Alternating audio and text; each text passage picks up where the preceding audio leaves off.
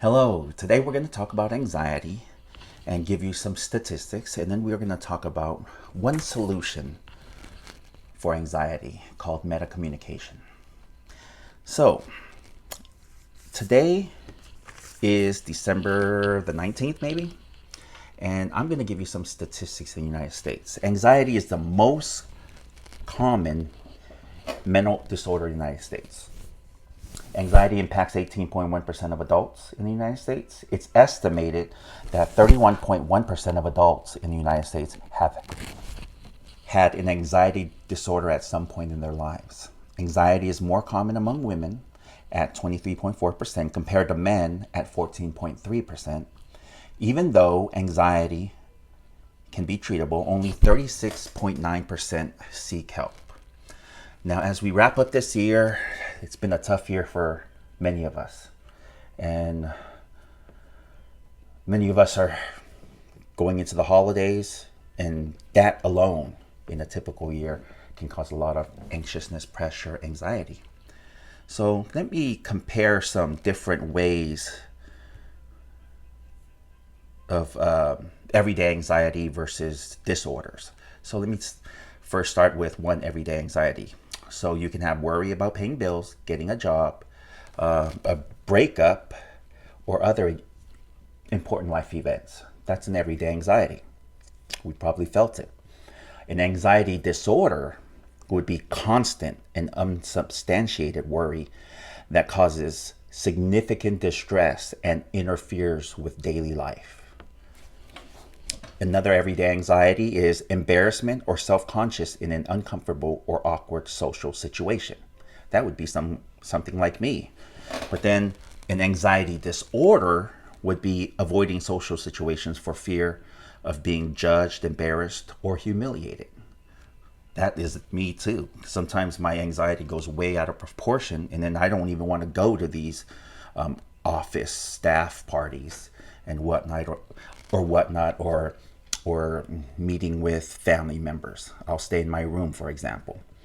So an everyday anxiety would be nervousness or sweating before a big test, business presentation, stage performance, or other significant event.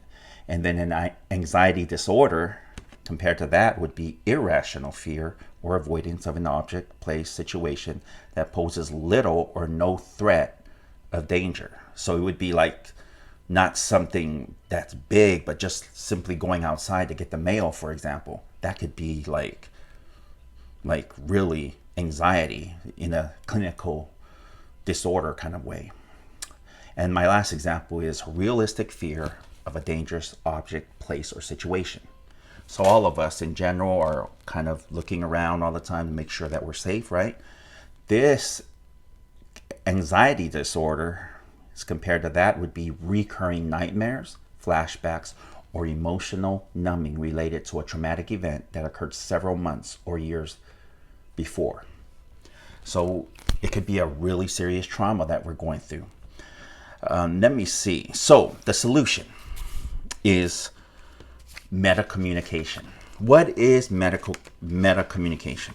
Well, communication in general, like my other video states, shows that 93% of all communication is nonverbal, and that leaves 7% verbal.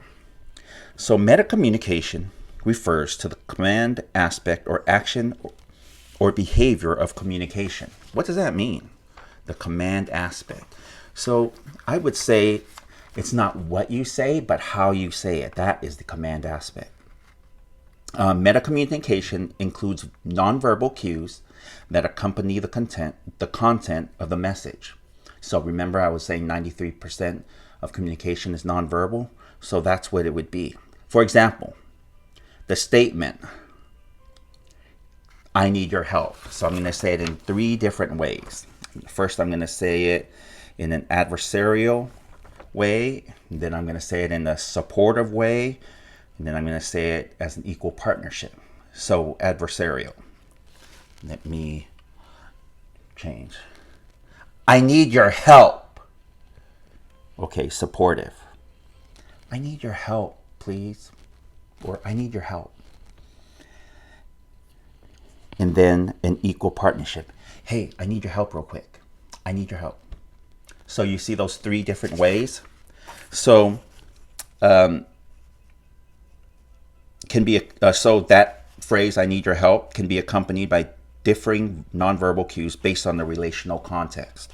Like, who am I in relationship to you? The meta communication in this type of situation can include the implication that the other is at fault for not helping. Remember my first example? I need your help.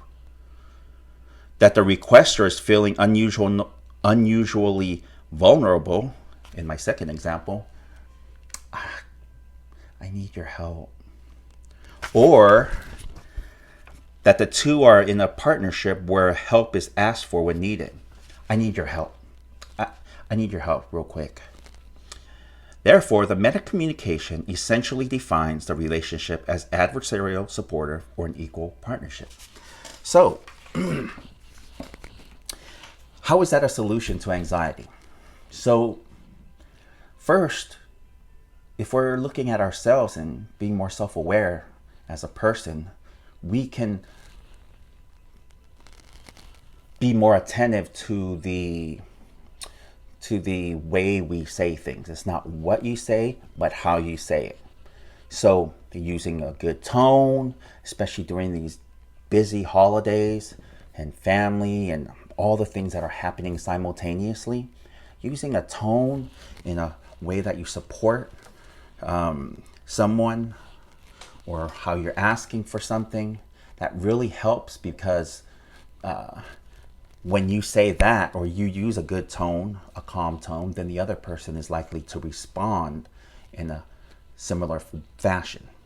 So, and the other example is the same. So if you use a tone that's blaming, then it's not so much that you're right or wrong, it's the tone.